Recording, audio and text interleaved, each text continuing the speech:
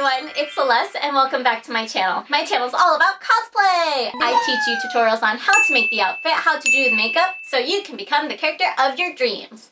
Today's video is all about loungewear.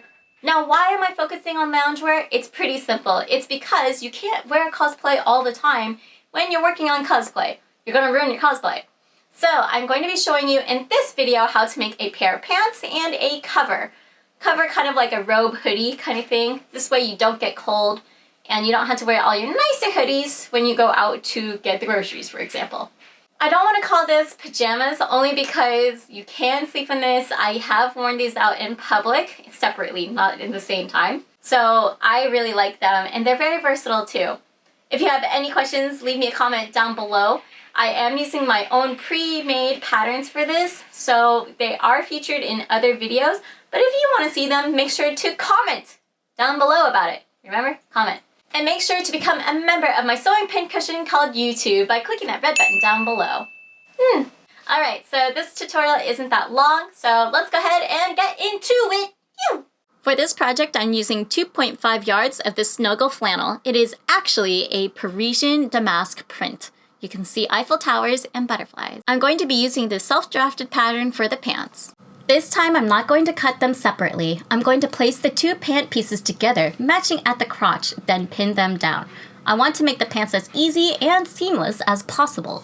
I measured out my length of how long I want these to be, and then I cut the entire length off. I made sure to give some seam allowance and stretch space, so I cut the pants out with a bit of wiggle room, about 2 inches from where the pattern starts. I made sure to put wrong sides together at matching points before sewing. I should mention that you should cut on the wrong side facing out sometimes, and then I sewed the crotch seam and outside leg seams together. Now I try my pants on to see where I want to create the waistline. I'm going to fold over the top and then sew that part down.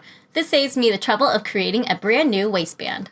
I carefully mark it down with pins so it's even. Now that I have the waistband marked out, I'm going to go ahead and sew that down.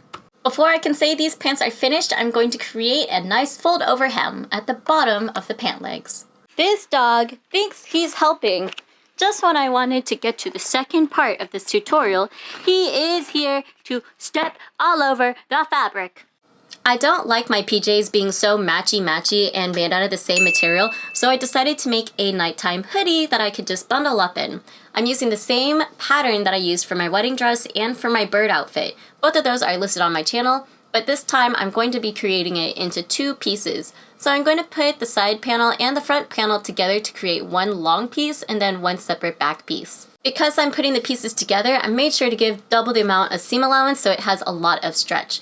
I'm going to be changing up the front so it's not a V neckline, it's just going to be a straight neckline so I can add a hoodie to it. Now I just assemble the pieces together and make sure to pin it in position. I'm going to sew together the front and back pieces. With some scrap material, I decided to make some pockets.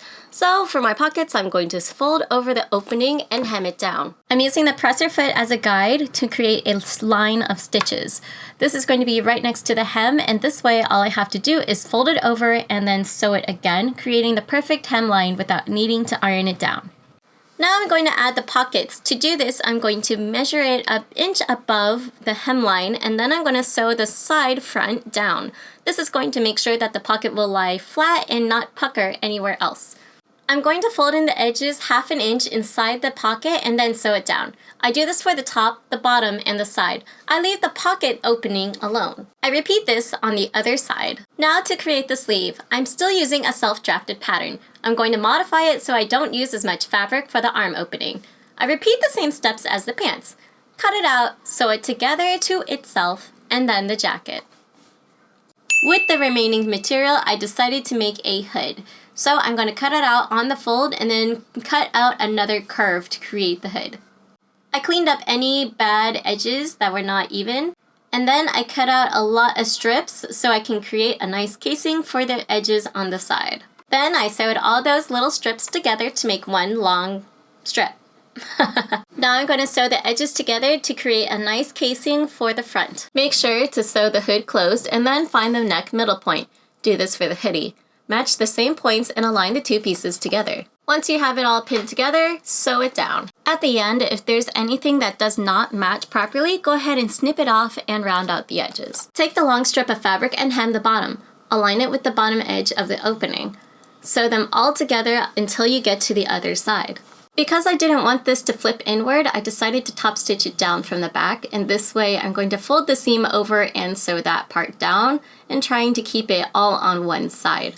This part is completely not necessary. If you're happy with your work, you can leave it as is.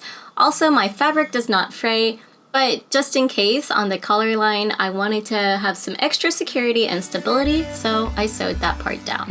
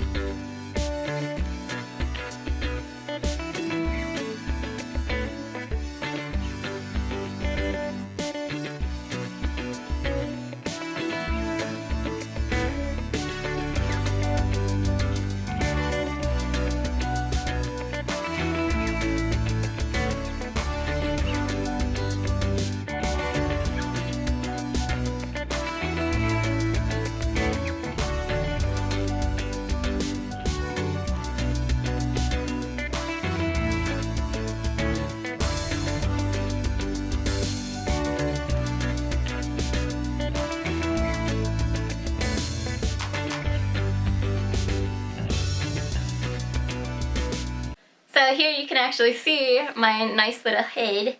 It's really comfy. Like, I know it's a little, oh, Bowsy got it a little dirty right there. I know it's a little big here, but I like the idea of having like a monk robe like this. So if I want to go to sleep, I can just go to sleep like this. It is so comfy and cozy to have this on. In my video, you already saw me wearing my pants. And that's because like I love them so much. So I hope you guys enjoyed this quick sewing tutorial. I hope it was educational in that aspect. I hope you guys enjoyed this tutorial. Make sure to check out some of my other tutorials here floating around me. If you have any other questions, leave the comment down below. Subscribe by clicking that red button and joining my sewing pincushion called YouTube. Remember to stay inspired and be creative, and I will see you in a future video. Bye!